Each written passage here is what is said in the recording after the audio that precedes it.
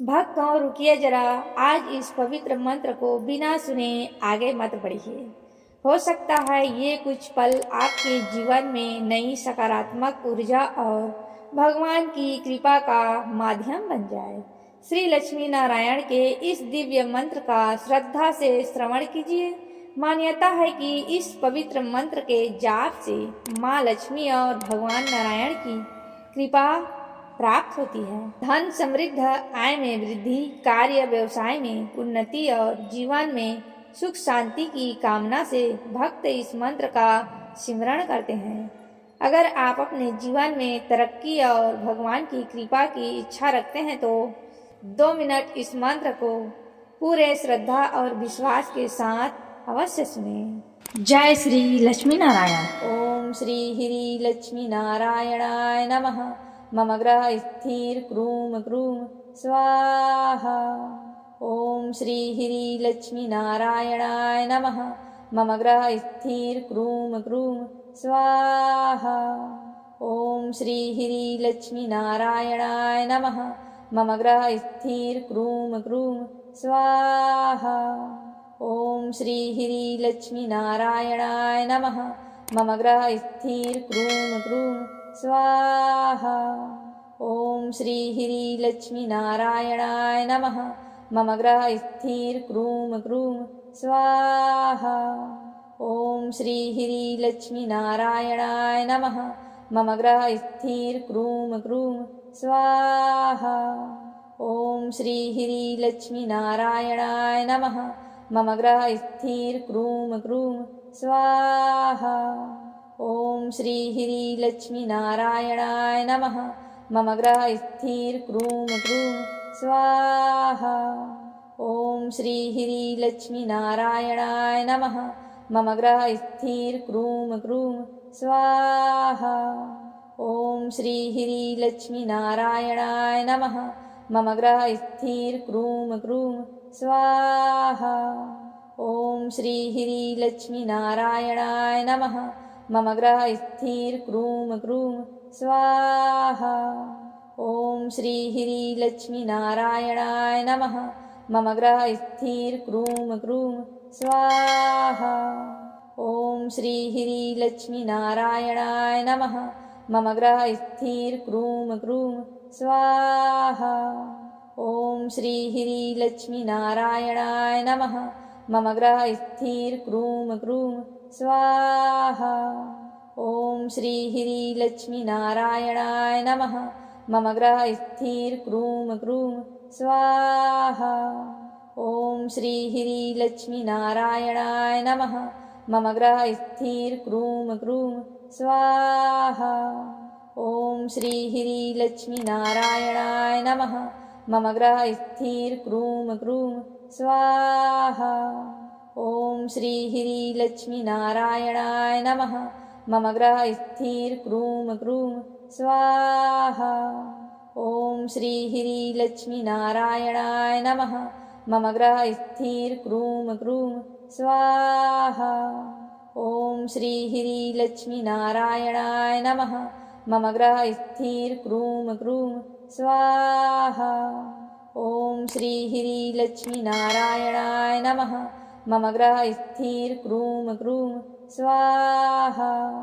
ओम श्री हिरी लक्ष्मी नारायणाय नमः। मम ग्रह स्थिर क्रूम क्रूम स्वाहा।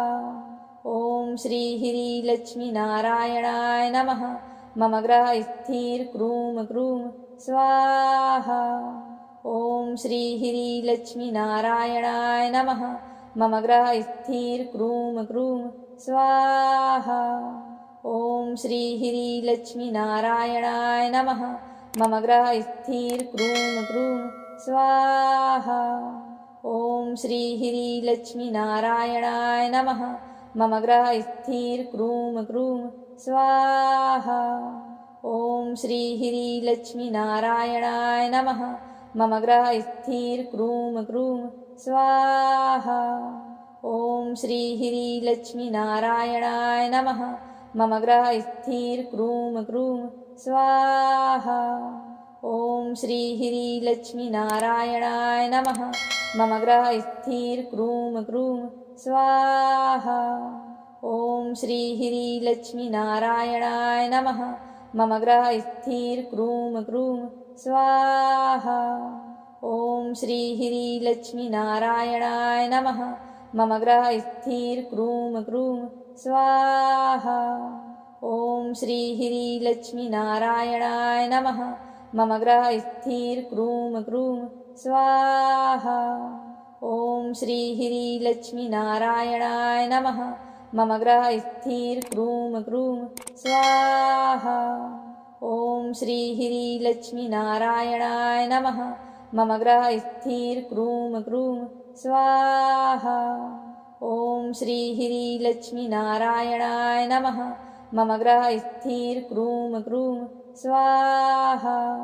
ॐ श्रीह्रीलक्ष्मीनारायणाय नमः। मम ग्रहस्थिर्क्रूं क्रूं स्वाहा। ॐ श्रीह्रीलक्ष्मीनारायणाय नमः। मम ग्रहस्थिर्क्रूं क्रूं स्वाहा। ॐ श्रीह्रीलक्ष्मीनारायणाय नमः। मम ग्रहस्थिर्क्रूं क्रूं स्वाहा। ॐ श्रीह्रीलक्ष्मीनारायणाय नमः। मम ग्रहस्थिर्क्रूं क्रूं स्वाहा। ॐ श्रीह्रीलक्ष्मीनारायणाय नमः। मम ग्रहस्थिर्क्रूं क्रूं स्वाहा। ॐ श्रीह्रीलक्ष्मीनारायणाय नमः। मम ग्रहस्थिर्क्रूं क्रूं स्वाहा। ॐ श्रीह्रीलक्ष्मीनारायणाय नमः। मम ग्रहस्थिर्क्रूं क्रूं स्वाहा। ॐ श्रीह्रीलक्ष्मीनारायणाय नमः। मम ग्रहस्थिर्क्रूं क्रूं स्वाहा। ॐ श्रीह्रीलक्ष्मीनारायणाय नमः। मम ग्रहस्थिर्क्रूं क्रूं स्वाहा। ॐ श्रीह्रीलक्ष्मीनारायणाय नमः। मम ग्रहस्थिर्क्रूं क्रूं स्वाहा। ॐ श्रीह्रीलक्ष्मीनारायणाय नमः। मम ग्रहस्थिर्क्रूं क्रूं स्वाहा। ॐ श्रीह्रीलक्ष्मीनारायणाय नमः। मम ग्रहस्थिर्क्रूं क्रूं स्वाहा। ॐ श्रीह्रीलक्ष्मीनारायणाय नमः। मम ग्रहस्थिर्क्रूं क्रूं स्वाहा। ॐ श्रीह्रीलक्ष्मीनारायणाय नमः। मम ग्रहस्थिर्क्रूं क्रूं स्वाहा। ॐ श्रीह्रीलक्ष्मीनारायणाय नमः। मम ग्रहस्थिर्क्रूं क्रूं स्वाहा। ॐ श्रीह्रीलक्ष्मीनारायणाय नमः। मम ग्रहस्थिर्क्रूं क्रूं स्वाहा। ॐ श्रीह्रीलक्ष्मीनारायणाय नमः। मम ग्रहस्थिर्क्रूं क्रूं स्वाहा। ॐ श्रीह्रीलक्ष्मीनारायणाय नमः। मम ग्रहस्थिर्क्रूं क्रूं स्वाहा। ॐ श्रीह्रीलक्ष्मीनारायणाय नमः। मम ग्रहस्थिर्क्रूं क्रूं स्वाहा। ॐ श्रीह्रीलक्ष्मीनारायणाय नमः। मम ग्रहस्थिर्क्रूं क्रूं स्वाहा। ॐ श्रीह्रीलक्ष्मीनारायणाय नमः। मम ग्रहस्थिर्क्रूं क्रूं स्वाहा। ॐ श्रीह्रीलक्ष्मीनारायणाय नमः। मम ग्रहस्थिर्क्रूं क्रूं स्वाहा। ॐ श्रीह्रीलक्ष्मीनारायणाय नमः। मम ग्रहस्थिर्क्रूं क्रूं स्वाहा। ॐ श्रीह्रीलक्ष्मीनारायणाय नमः। मम ग्रहस्थिर्क्रूं क्रूं स्वाहा। ॐ श्रीह्रीलक्ष्मीनारायणाय नमः। मम ग्रहस्थिर्क्रूं क्रूं स्वाहा। ॐ श्रीह्रीलक्ष्मीनारायणाय नमः। मम ग्रहस्थिर्क्रूं क्रूं स्वाहा। ॐ श्रीह्रीलक्ष्मीनारायणाय नमः। मम ग्रहस्थिर्क्रूं क्रूं स्वाहा। ॐ श्रीह्रीलक्ष्मीनारायणाय नमः। मम ग्रहस्थिर्क्रूं क्रूं स्वाहा। ॐ श्री लक्ष्मीनारायणाय नमः। मम ग्रह स्थिर क्रूम क्रूम स्वाहा। ॐ श्री लक्ष्मीनारायणाय नमः। मम ग्रह स्थिर क्रूम क्रूम स्वाहा। ॐ श्री लक्ष्मीनारायणाय नमः। मम ग्रह स्थिर क्रूम क्रूम स्वाहा। ॐ श्री लक्ष्मीनारायणाय नमः। मम ग्रह स्थिर क्रूम क्रूम स्वाहा। ॐ श्री लक्ष्मीनारायणाय नमः। मम ग्रह स्थिर क्रूम क्रूम स्वाहा। ॐ श्री लक्ष्मीनारायणाय नमः।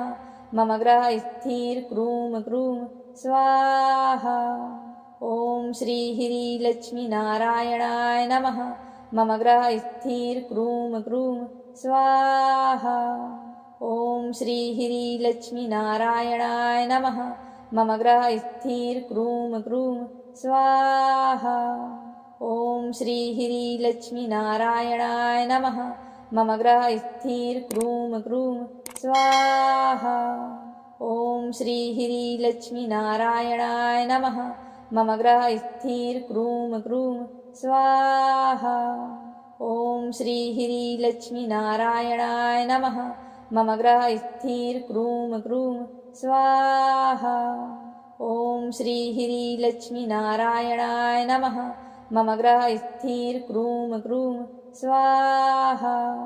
ॐ श्री लक्ष्मीनारायणाय नमः। मम ग्रह स्थिर क्रूम क्रूम स्वाहा। ॐ श्री लक्ष्मीनारायणाय नमः। मम ग्रह स्थिर क्रूम क्रूम स्वाहा। ॐ श्री लक्ष्मीनारायणाय नमः। मम ग्रह स्थिर क्रूम क्रूम स्वाहा। ॐ श्री लक्ष्मीनारायणाय नमः। मम ग्रह स्थिर क्रूम क्रूम स्वाहा। ॐ श्री लक्ष्मीनारायणाय नमः। मम ग्रह स्थिर क्रूम क्रूम स्वाहा। ॐ श्री लक्ष्मीनारायणाय नमः। मम ग्रह स्थिर क्रूम क्रूम स्वाहा। ॐ श्री लक्ष्मीनारायणाय नमः। मम ग्रह स्थिर क्रूम क्रूम स्वाहा। ॐ श्री लक्ष्मीनारायणाय नमः। मम ग्रह स्थिर क्रूम क्रूम स्वाहा। ॐ श्री लक्ष्मीनारायणाय नमः।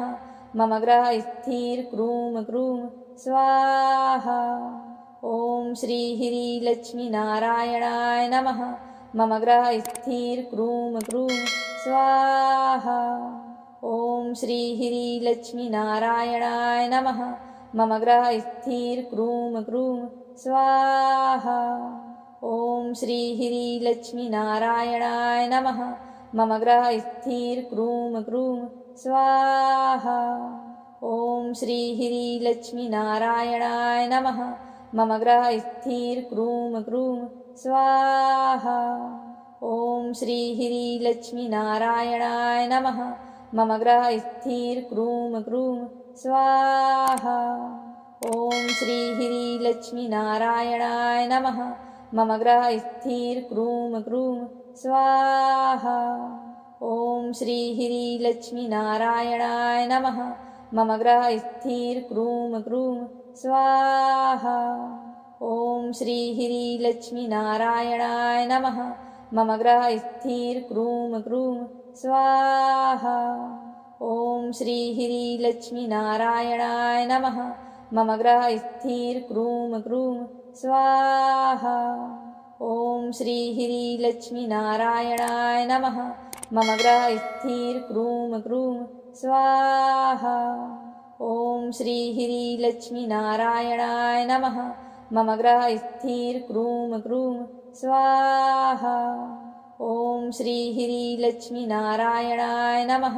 मम ग्रह स्थिर क्रूम क्रूम स्वाहा। ॐ श्री लक्ष्मीनारायणाय नमः। मम ग्रह स्थिर क्रूम क्रूम स्वाहा।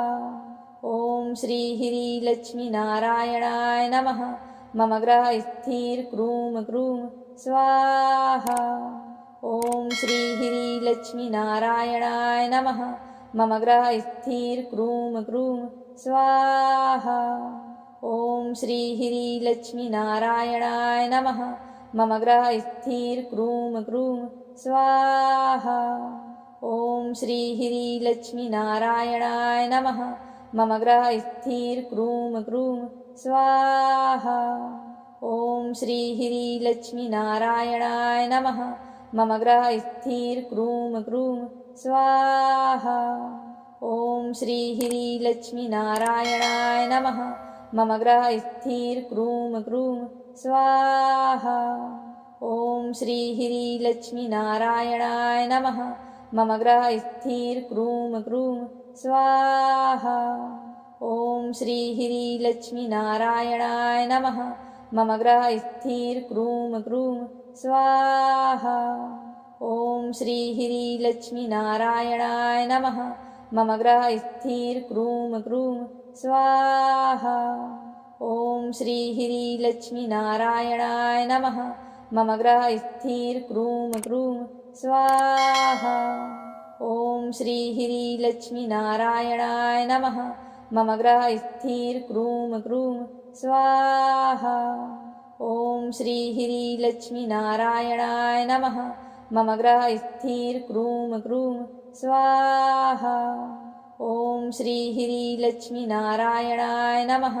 मम ग्रह स्थिर क्रूम क्रूम स्वाहा। ओम श्री हिरी लक्ष्मी नारायणाय नमः। मम ग्रह स्थिर क्रूम क्रूम स्वाहा। ओम श्री हिरी लक्ष्मी नारायणाय नमः। मम ग्रह स्थिर क्रूम क्रूम स्वाहा। ओम श्री हिरी लक्ष्मी नारायणाय नमः।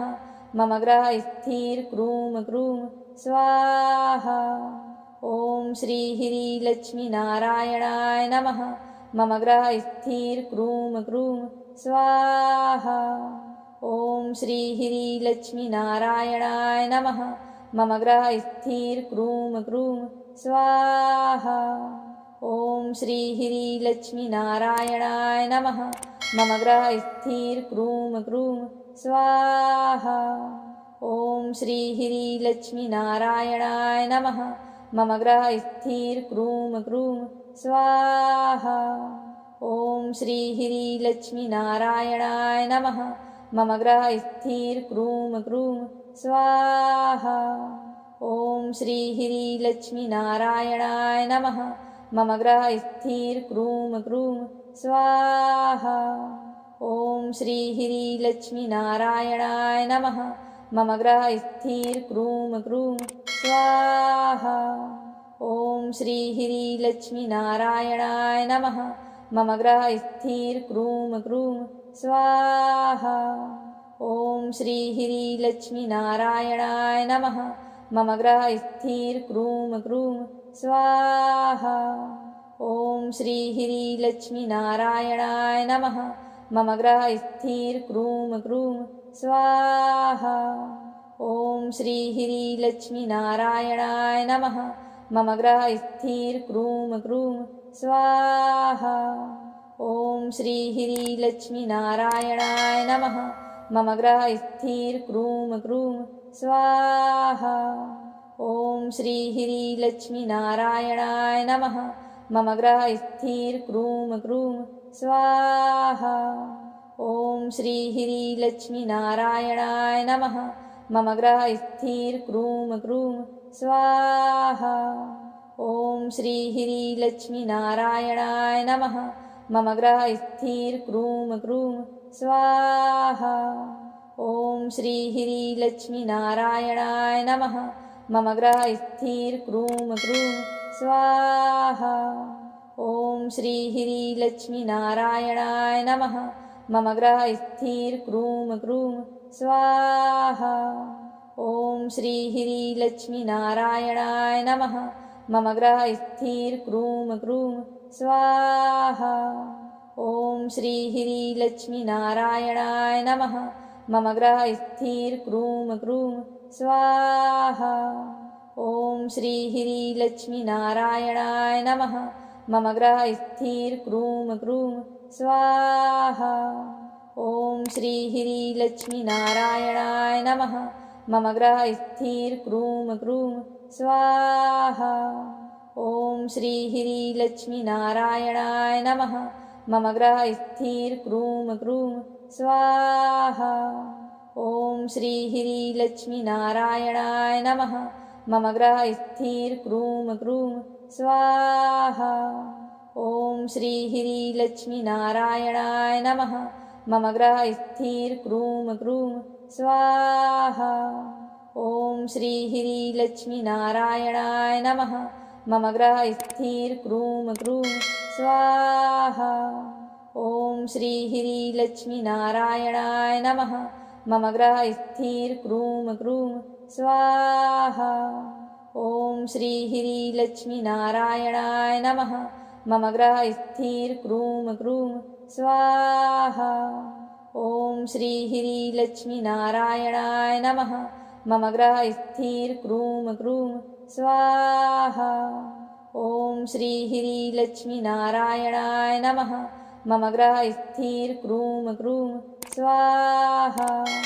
ॐ श्री लक्ष्मीनारायणाय नमः। मम ग्रह स्थिर क्रूम क्रूम स्वाहा। ॐ श्री लक्ष्मीनारायणाय नमः। मम ग्रह स्थिर क्रूम क्रूम स्वाहा।